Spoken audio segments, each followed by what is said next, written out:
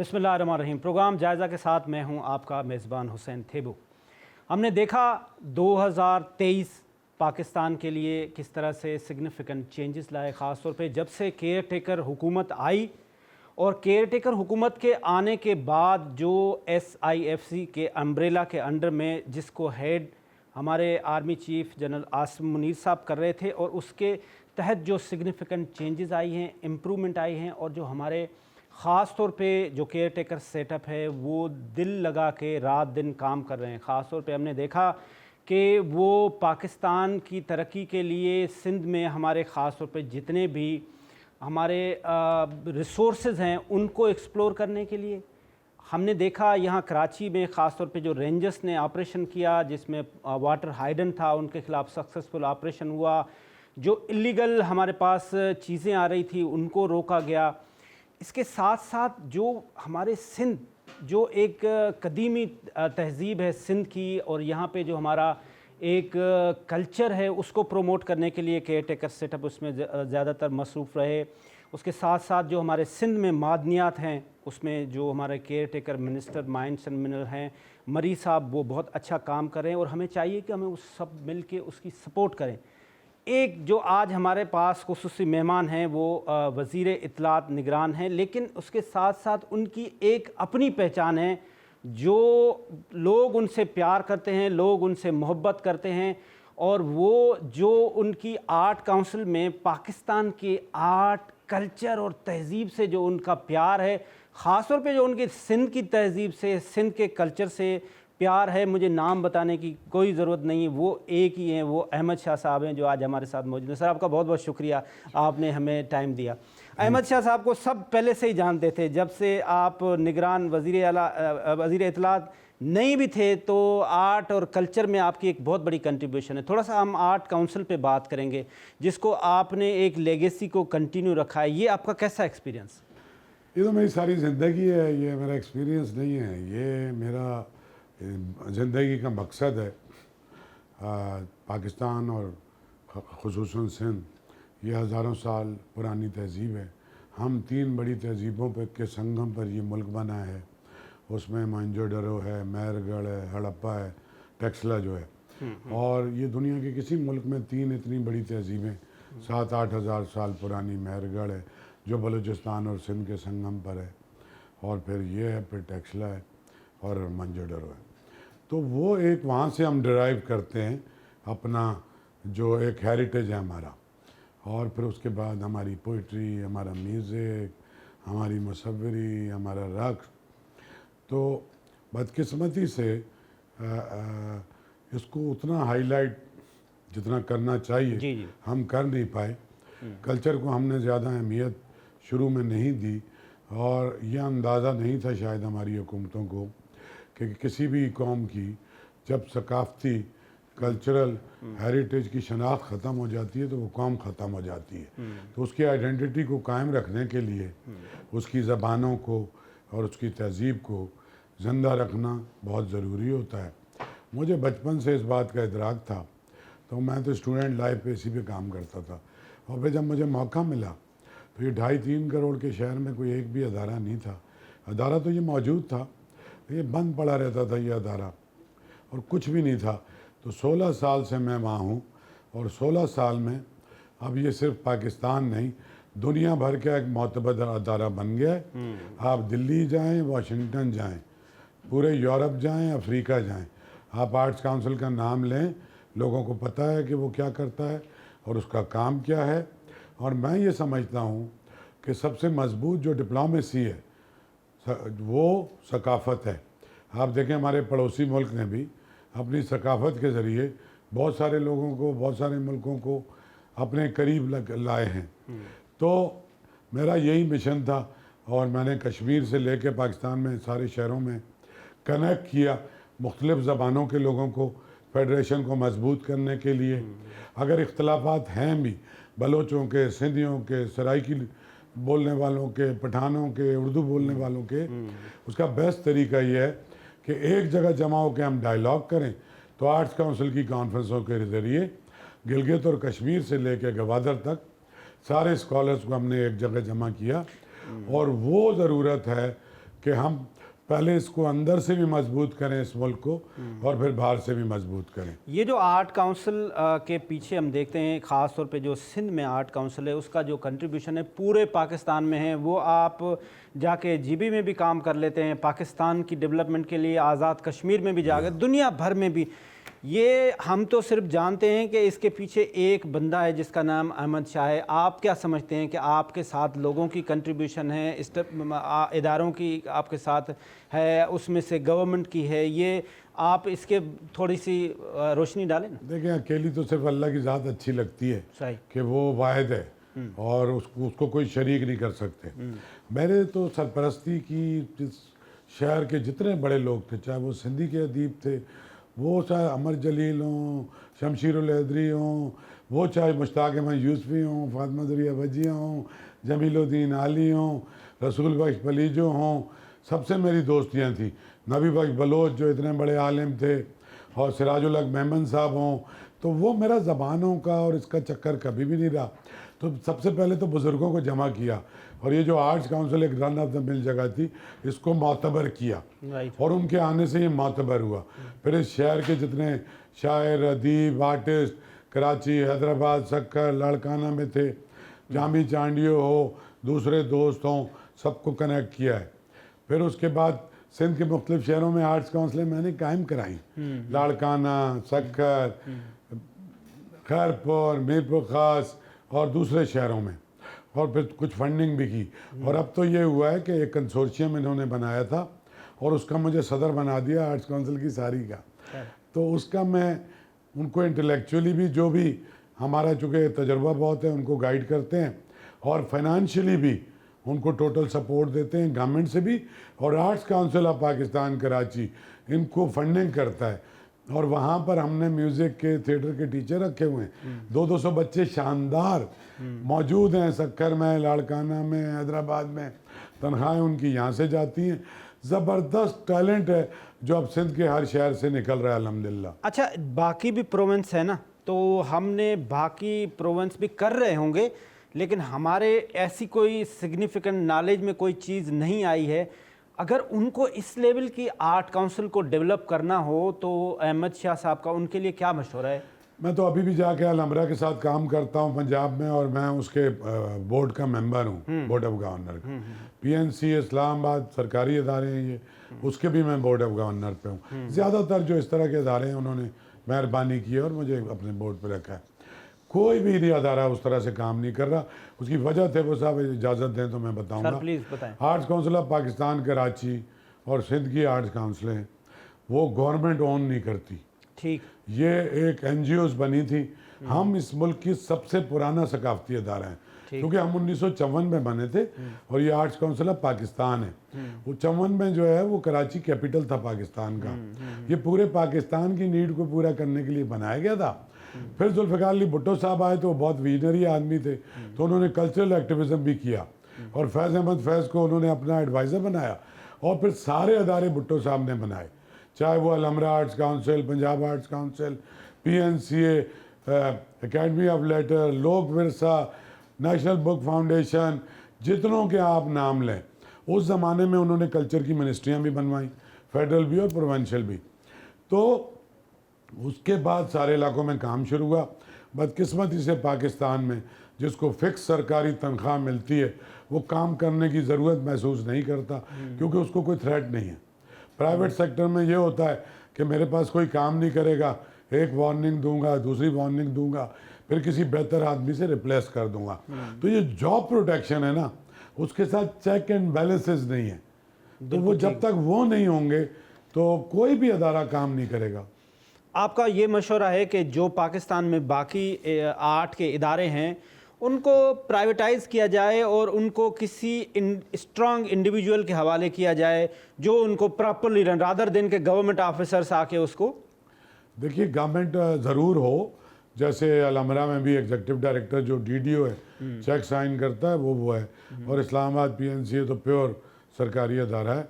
लेकिन अभी वहाँ एक बोर्ड बना हुआ है और उस बोर्ड में बड़े बड़े लोग चेयरमैन रहे हैं, लेकिन उस बोर्ड की एक चाय की प्याली का इख्तियार नहीं है। इख्तियार प्रोग्राम क्या होंगे, जो भी उनका फंड है 20, 30, 40 करोड़ कैसे खर्च करना है। तो बोर्ड, अगर आप गवर्नमेंट का ही अदारा है तो बोर्ड के पास ये तो अथॉरिटी हो कि उसकी डायरेक्शन तय करे, उसका एक इंटेलेक्ट गाइडलाइन बनाए। तो अगर वो भी कर रहे हैं और एग्जीक्यूटिव डायरेक्टर पाबंद हो, सरकार पाबंद हो, उसका जो बॉस होता है सेक्रेटरी इंफॉर्मेशन एंड कल्चर वो पाबंद हो, क्योंकि उसमें सलीमा हाशमी से लेके असगर नदीम सैयद, शाह महमूद नदीम, सारे पंजाब के बड़े बड़े लोग उस बोर्ड के मेंबर हैं और नैयर अली दादा उसके चेयरमैन रहे, लेकिन रिजल्ट नहीं आता। उसकी वजह यह है कि उनके पास कोई इख्तियार नहीं है। समझें कि वो खाली एक अब जो भी आप नाम उसको दे दें, इतने बड़े नाम हैं, लेकिन वो एक सेलिब्रिटी के तौर पे हैं, पावर नहीं है उनके पास।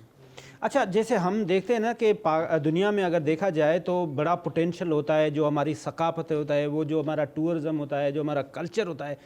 ख़ासतौर पे अगर मैं बात करूं कि सिंध में कितना बड़ा पोटेंशियल है हमारे टूरिज़म इंडस्ट्री का, हमारे आर्ट इंडस्ट्री का। देखिए, सिंध में तो पिछले कुछ सालों से बहुत ज़्यादा कल्चरल एक्टिविज़म में काम किया, पिछली हुकूमत ने किया है, और उसके अंदर 20 जगह पे उन्होंने जो ज़रा हेरिटेज साइट थी या इस तरह की जहाँ टूरिज्म डेवलप हो सकता था, वहाँ पे रिजॉर्ट भी बनाए, 15 कमरे, 20 कमरे, 25, 30 कमरे, फिर ऑडिटोरियम बनाए, इंफ्रास्ट्रक्चर भी बनाया, फिर बहुत सारी जगह पे फेस्टिवल और मेलों का भी किया, और उस सब में भी मैं शरीक भी रहा हूँ और फैसलों में भी मुझसे गाइडलाइन भी ली गई है, हेल्प भी ली गई है।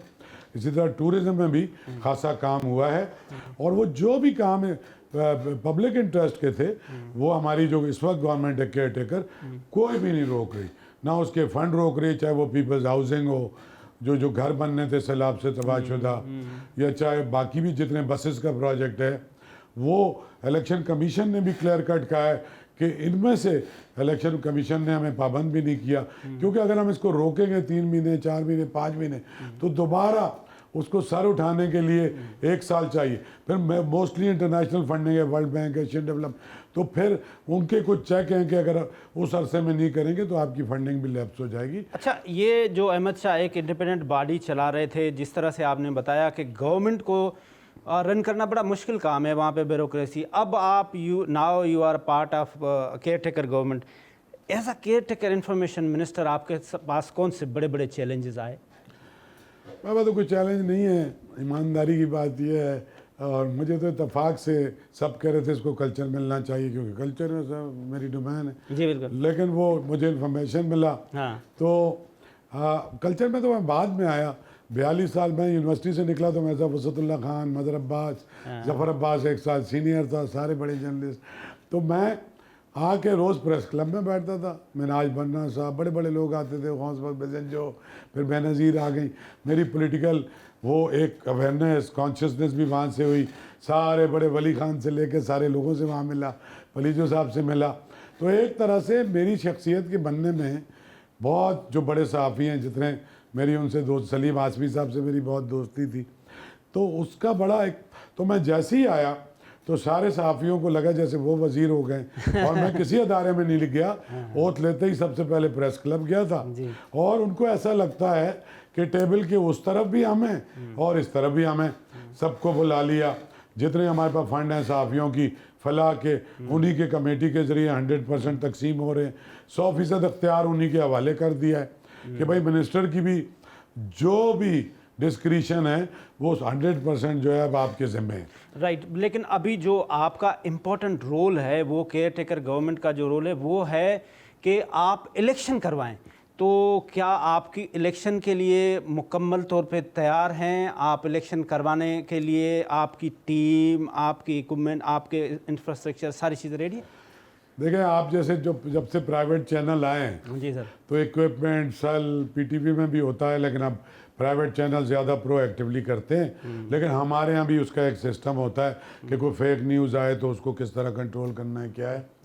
तो पहली बात तो ये कि इलेक्शन कराने के लिए तो इलेक्शन कमीशन को तैयार होना है, उसको उसकी लॉ एंड ऑर्डर, उसकी मोडेलिटीज़, उसका इंफ्रास्ट्रक्चर, हमारे जो हैं deputy commissioner, police, law enforcement agencies, जो उनकी रिक्वायरमेंट है इलेक्शन कमीशन की, वो सारी पूरी करने के लिए फिर जो सेंटर्स 9,800 हैं उसके 4 अरब रुपए के फंड भी रिलीज़ हो गए हैं। DROs को जो पैसे जाने थे डे टू डे खर्चे के, गाड़ियों के किराए के, इसके उसके, वो भी परसों हमने रिलीज़ किए हैं। और वो सारे पे मिनट टू मिनट जो है उसके लिए हम तैयार हैं कि अल्लाह ताला इंशाअल्लाह अल्लाह करे खैर खैरियत से पाकिस्तान। आप ये जो सिंध की केयर टेकर गवर्नमेंट है इसके आप स्पोक पर्सन ही कहलाएंगे एज एन इंफॉर्मेशन मिनिस्टर, तो आप CM साहब के साथ मीटिंग्स में भी बैठे होंगे, बाकी मिनिस्टर्स के साथ भी, तो आप कंप्लीटली तैयार हैं? 8 फरवरी को इलेक्शन होने जा रहे हैं। मैं तो सबसे ज़्यादा तैयार हूँ क्योंकि मैं तो एक डेमोक्रेटिक आदमी हूँ, 40, 50, 45 साल बच्चा था तब से मैं देख रहा हूँ। और चीफ मिनिस्टर साहब मुझ पर बहुत ज़्यादा एतमाद करते हैं, आपको पता है। और अभी हम मिट्टी भी गए थे, इधर भी गए उधर भी गए, वैसे भी बहुत सी मीटिंग में मैं बैठा हूँ। और बाकी सारे मिनिस्टर्स को तो मेरा बहुत, चूँकि यहीं पैदा हुआ हूँ तो सारी उम्र से ताल्लुक़ है। मैंने तो एक सिलसिला शुरू किया था, 5 वज़ीर तो उसमें आ भी चुके हैं, मिनिस्टर हाजिर हो। और मैं कहता था सारे बैठ जाएं, सारे चैनल, और क्रिटिकल सवाल भी पूछें, मैं क्यों जवाब दूं। मैं अपना काम भी आसान करना चाहता था और गवर्नमेंट को बिल्कुल ट्रांसपेरेंट रखना चाहता था। और मेरे बॉस का मैंडेट हासिल है, मेरे बॉस हैं जस्टिस मकबूल बाकर साहब, वो चाहते हैं कि बिल्कुल ट्रांसपेरेंट। आखिर में आप आवाम को क्या मैसेज देंगे आखिर में? नहीं, मैं तो अब न्यू ईयर भी है, मैं आवाम को तो ये मैसेज दूंगा कि बहुत तकलीफ़ों में हैं, बहुत मुसीबतों में हैं, बहुत महंगाई है, लॉ एंड ऑर्डर के मसले हैं, नया साल आ रहा है, इंशाल्लाह ये मुल्क रहने के लिए बना है। उम्मीद रखें, मेहनत करें, जुड़े रहें। अगले बरस इंशाल्लाह ये आपके लिए भी अच्छा साल होगा, मेरे मुल्क पाकिस्तान के लिए भी और सिंध के लिए भी। बहुत बहुत शुक्रिया अहमद शाह साहब। एक छोटा सा ब्रेक लेते हैं और ब्रेक के बाद वापस।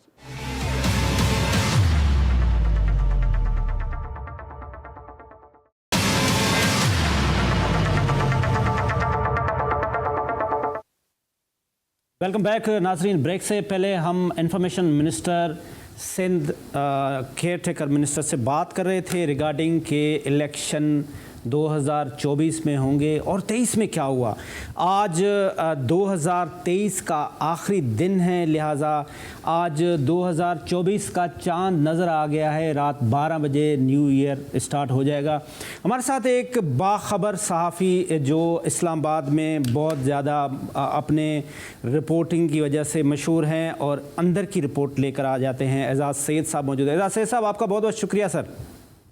बहुत शुक्रिया आपका हुसैन। सर, आप ये बताएं कि आपने 2023 में क्या क्या देखा, क्या ऐसा नया देखा जो आप 2023 से पहले नहीं हुआ। एजाज भाई देखिए हुसैन, वो कहते हैं ना, हिस्ट्री रिपीट्स इटसेल्फ, वो तो है ही है।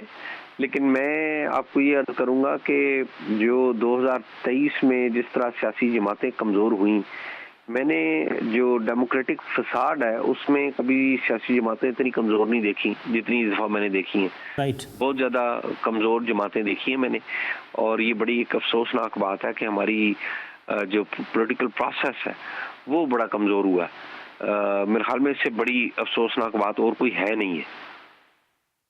आप 2024 में 8 फरवरी को इलेक्शन देख रहे हैं? मेरी जहां तक मालूमात है, मेरे ख्याल में ये इलेक्शन होने जा रहे हैं। यहाँ दे नारे बजणगे? ये कहना कबल वक्त है, लेकिन इलेक्शन होने जा रहा है। और मोस्ट प्रोबेबली मरकज में जो हुकूमत है वो मुस्लिम लीग नून की होगी दीगर इत्तेहादियों के साथ। आप ये समझ रहे हैं कि ऐसे सरकमस्टेंसेस में जो अभी अगर हम पंजाब में देखते हैं तो शायद PMLN अभी ग्राउंड पे इतनी वाज़े क्लियर क्रिस्टल नहीं है, लेकिन in your opinion what is your take? क्या वाकई क्रिस्टल क्लियर है पोजीशन PMLN की पंजाब में ख़ास तौर पे, क्योंकि पंजाब आधा पाकिस्तान है? जी, पंजाब जो है वो आधा पाकिस्तान तो है, लेकिन जो पंजाब है वो बड़ा डिवाइडेड भी है। पंजाब में कंफ्यूजन भी जो है वो बहुत ज़्यादा है, और उसी तनाज़र में जो नून लीग है उसको टफ कंपटीशन मिलेगा। लेकिन पंजाब से नून लीग मेरी इतलात के मुताबिक वो मतलूबा जो नंबर है वो ले लेगी। राइट। आप देखते हैं कि अभी जो पीटीआई के साथ जो कुछ भी हुआ, अभी हमने हालिया दिनों में देखा, उनके निशान पे भी बड़ी चली, लेकिन उनको आहिस्ता आहिस्ता जो कोर्ट हैं वो उनको फैसिलिटेट कर रहे हैं और आप समझते हैं कि इनको रूम भी मिलेगा और ये अपनी भी एक कुछ ना कुछ सीट्स लेंगे। जी, मेरा नहीं ख्याल कि पीटीआई इतने ज्यादा सीट निकाल सकेगी। कुछ सीटें उन्हें जरूर मिलेंगी, लेकिन मेरा नहीं ख्याल कि वो अक्सरियत ले पाएंगे, क्योंकि जिस तरीके से इस जमात को डिसमेंटल कर दिया गया है, जिस तरीके से इनके कैंडिडेट्स के कागजात नामजदगी छीने गए, मेरा नहीं ख्याल कि ये ऐसा मुमकिन हो सकेगा। आईपीपी का फ्यूचर क्या देख रहे हैं, खासतौर पर पंजाब में? मैं नहीं अच्छा फ्यूचर देख रहा। आईपीपी मुझे नहीं लगता कि लोगों को वो कर सकेगी, अट्रैक्ट कर सकेगी। अच्छा, इट मीन्स के जो पंजाब की गवर्नमेंट है वो भी आप पीएमएल-एन के झोली में डाल रहे हैं, इन योर एक्सपर्ट ओपिनियन? मेरा ये ख्याल है कि पंजाब की जो गवर्नमेंट है वो नून लीग के पास जाएगी। प्लानिंग तो शायद ये है कि जो पंजाब में अलीम खान वजीर आला हों, लेकिन मुझे नहीं लगता कि ये हो सकेगा। प्लानिंग ये है, इट मीन्स के आप ये कहना चाह रहे हैं कि जो प्लानिंग करने वाले हैं वो नाकाम हो जाएंगे, बिकॉज आप ये क्लियर है कि जी पंजाब में अलीम खान हो जाएंगे। वो वीक क्यों हुए हैं? जो वोटर हैं वो जो प्लानिंग करते हैं, मैं वोटर की बात कर रहा हूँ, वो क्यों कमज़ोर हुए हैं? देखिए, जो प्लानर हैं वो हिस्ट्री ये बताती है, तारीख का ये सबक है कि कभी भी जो प्लानर्स हैं वो उनकी कैलकुलेशंस ठीक नहीं होती। अच्छा। कैलकुलेशन जब आपकी ठीक नहीं होगी तो फिर आपके रिजल्ट्स भी ठीक नहीं होंगे। तो मेरा ये ख्याल है कि इनकी जो कैलकुलेशंस हैं वो गलत हुई हैं और नताइज इतने खुशगवार नहीं होंगे। एजाज साहब, क्या आप समझते हैं कि पीपल्स पार्टी को भी अकोमोडेट किया जा रहा है, उनको लिए भी रूम क्रिएट किया जा रहा है, ख़ास तौर पे जो इंटीरियर मिनिस्टर बुगटी साहब की पीपल्स पार्टी में शमूलियत को आप किस नज़र से देख रहे हैं? देखिए, खाली इंटीरियर मिनिस्टर की शमूलियत नहीं है। रमेश कुमार, डॉक्टर रमेश कुमार, वो कराची से पाकिस्तान पीपल्स पार्टी में शामिल हुए हैं। पाकिस्तान पीपल्स पार्टी है उसके लिए हालात अच्छे नहीं हैं, लेकिन पीपल्स पार्टी स्मार्टली उन तमाम अनासर को वो कर रही है जो इस्टेब्लिशमेंट के करीब हैं। तो वो इस तरीके से ये सारे मामले को कंट्रोल करने की कोशिश कर रहे हैं। आज ख़ास तौर पे आपने रमेश का नाम लिया। अब आप आप ये कहना चाह रहे हैं कि वो जो करीब लोग हैं इस्टेब्लिशमेंट के, वो पीपल्स पार्टी में आ रहे हैं, तो पीपल्स पार्टी के लिए अच्छा फ्यूचर है? जी, पीपल्स पार्टी कम से कम कोशिश ये कर रही है कि वो जो एक तलखी है वो ख़त्म हो। पीपल्स पार्टी को जो खुशी वो कर रही है, मरकज़ की भी शायद वो तो ना मिल सके, लेकिन पीपल्स पार्टी की पोजीशन इतनी ख़राब नहीं होगी। पीपल्स पार्टी बड़ी बेहतर पोजीशन पे लग रही है कि वो आएगी। सिंध में पीपल्स पार्टी हुकूमत बना लेगी? जी, मुझे ये लगता है कि सिंध में पीपल्स पार्टी की गवर्नमेंट हो। क्या अकोमोडेट किया जाएगा ये जो एमक्यूएम के धड़े आपस में मिले हैं? बिल्कुल बिल्कुल, ये मेरा नहीं ख्याल कि ये इग्नोर होंगे। एमक्यूएम के जो धड़े हैं ये मुझे लगता है ये कि इनको कुछ ना कुछ हिस्सा मिलेगा। अब आते हैं बलूचिस्तान, तो आपको पता है कि वो किस तरह से डिवाइड। अब आते हैं your expert opinion about KPK सुनने में ये आ रहा है कि वहाँ पे कुछ कॉम्प्लिकेशंस हैं। क्या जो नई पार्टी वहाँ पे बनी है उसको भी कुछ मिलेगा, मियाँ साहब को भी कुछ मिलेगा, मौलाना साहब को भी कुछ मिलेगा, पीपल्स पार्टी को भी वहाँ पे अकोमोडेट किया जाएगा, या वो एक ही पार्टी जीत जाएगी केपीके? मुझे नहीं लगता कि कोई भी कुछ हासिल कर पाएगा। मुझे लगता है कि केपीके में पीटीआई को कोई रोक नहीं सकेगा। अच्छा, जो ये बाकी धड़े भी बने हैं ये भी कुछ नहीं कर सकेंगे? जो धड़े बने हैं ये भी कुछ नहीं कर पाएंगे। अगर जो बल्ले का निशान बैलेट पेपर पे हुआ तो मेरा नहीं ख्याल के केपीके में पाकिस्तान तहरीक इंसाफ को कोई रोक पाएगा। कंफ्यूजन हो सकती है, इनके उम्मीदवार आज़ाद हों और बाद में कुछ और सिलसिला बन जाए, लेकिन केपीके में बड़ा मुश्किल है बाकी जमातों का आगे आना। मेरा ये ख्याल है। नहीं, तो अगर आप ये पॉइंट रख रहे हैं तो फिर आप पंजाब में क्यों उनको अंडर एस्टिमेट कर रहे हैं सर? ये पंजाब में इसलिए मैं अंडर एस्टिमेट कर रहा हूँ कि मेन बैटल ग्राउंड में जो कैंडिडेट्स हैं वो ही नहीं आ रहे सामने, और जो आ रहे हैं उनके कागजात नामजदगी छीने जा रहे हैं, तो कंफ्यूजन क्रिएट की जाएगी। टफ कंपटीशन होगा पंजाब में, लेकिन मेरा नहीं ख्याल कि पीटीआई जीत पाएगी। अच्छा, फिर अगर पंजाब में भी हो जाता है, वहाँ केपीके में आ जाते हैं, तो फिर जो जेल में बंदे हैं 2 पीटीआई के बड़े, इनका फ्यूचर क्या देखते हैं? देखिए, अगर हेल्थ जो है ना आपकी ठीक है ना, तो फ्यूचर ठीक हो सकता है। अच्छा, आपकी हेल्थ अगर ठीक नहीं है तो फ्यूचर ठीक नहीं है। तो मेरे ख्याल में फिजिकली दोनों ठीक हैं।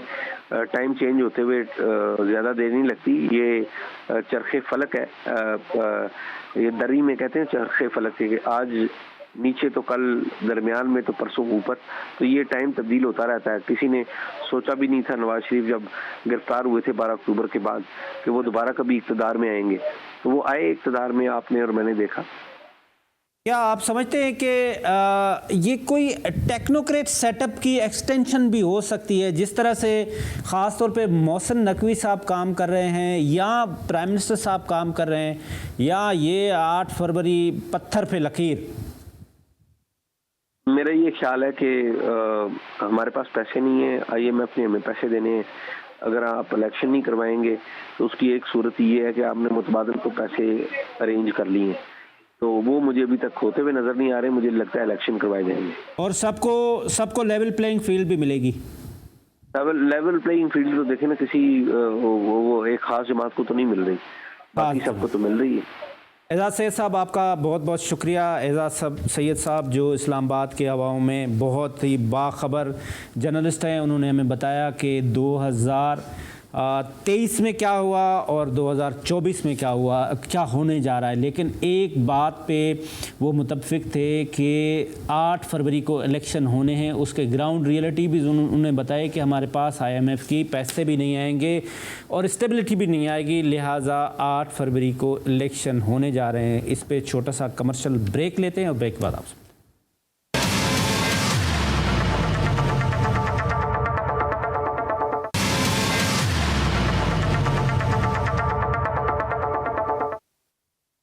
वेलकम बैक नाजरीन। ब्रेक से पहले हमने इंफॉर्मेशन मिनिस्टर सेंध अहमद शाह से बात की, उससे पहले हमने एजाज सैयद साहब से बात की कि जो 2024 है उसमें क्या होने जा रहा है। आज 2023 का आखिरी दिन है। हमारे साथ मौजूद हैं जनरल रिटायर मोइनुद्दीन हैदर साहब, जो फार्मर गवर्नर सिंध हैं, फार्मर फेडरल इंटीरियर मिनिस्टर हैं। सर, आपका बहुत बहुत शुक्रिया जनरल साहब, आपने हमें टाइम दिया। अस्सलाम वालेकुम।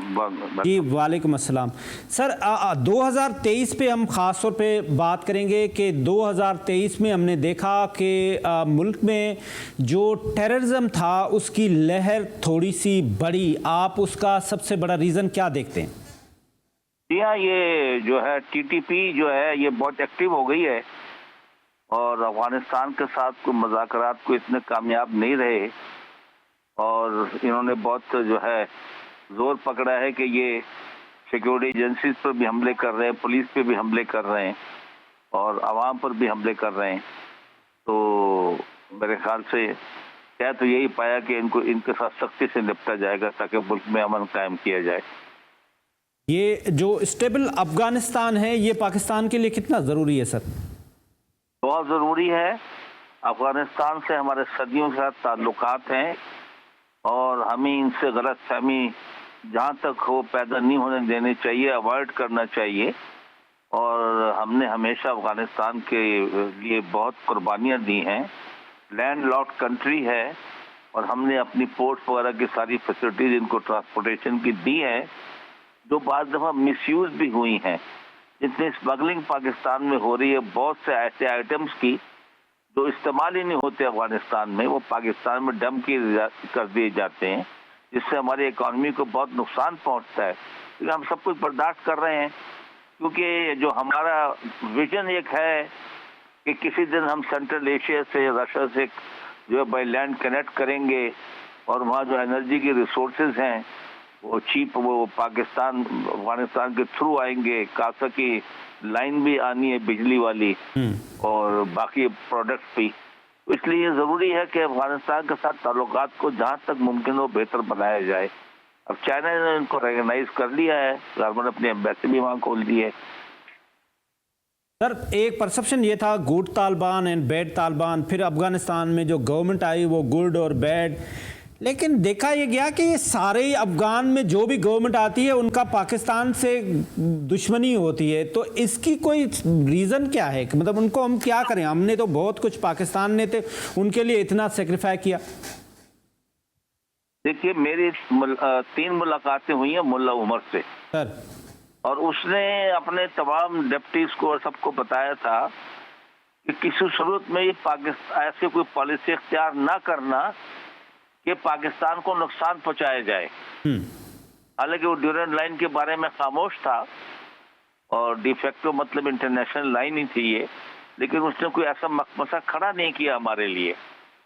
तो जो तालिबान अगर उनको बिलीव करते हैं उसकी लीडरशिप में, तो उम्मीद है वो इस बात को समझेंगे और अच्छे ताल्लुकात अफगानिस्तान के हक में बेहतर है, हमारे हक में बेहतर है। लेकिन हिंदुस्तान की वहाँ बेइंतहा इन्वेस्टमेंट है, कभी उनकी पार्लियामेंट बनाता है, कभी उनके अस्पताल बनाता है, कभी यूनिवर्सिटी बनाता है, कभी कहता है मैं काबुल रिवर पर आपको डैम बना के दूंगा, पानी भी पाकिस्तान जाने से रुक जाएगा और आपको बिजली मिलेगी और एग्रीकल्चर होगा।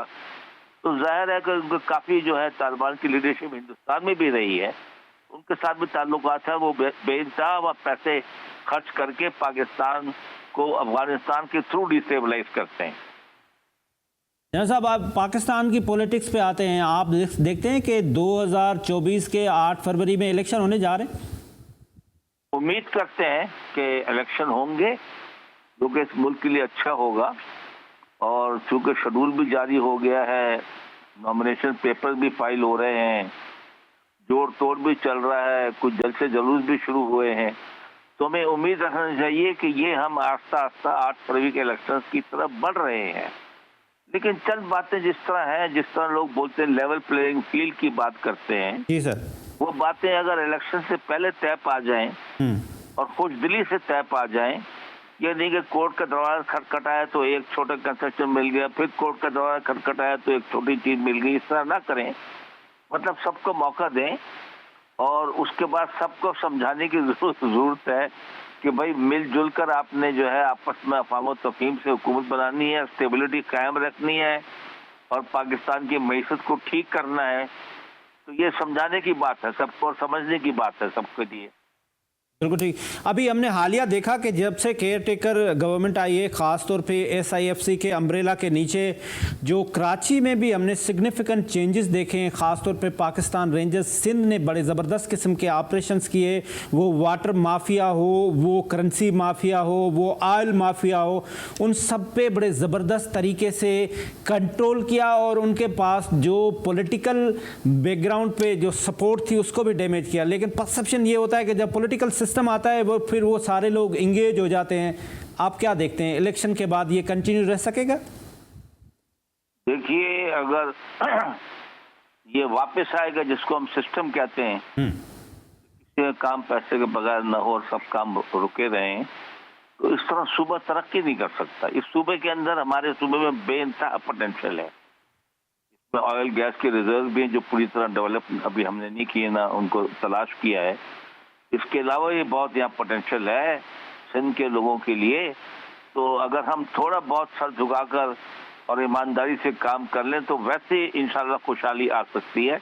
तो हमें चाहिए कि थोड़ा सा रूल ऑफ लॉ पे चल जाएं, करप्शन को कंट्रोल कर लें, लोगों को तकलीफ न दें इस किस्म की कि जिसमें लोग परेशान हो जाएं। सर, आज साल का आखिरी दिन है, आप आवाम को 2024 के लिए क्या मैसेज देंगे?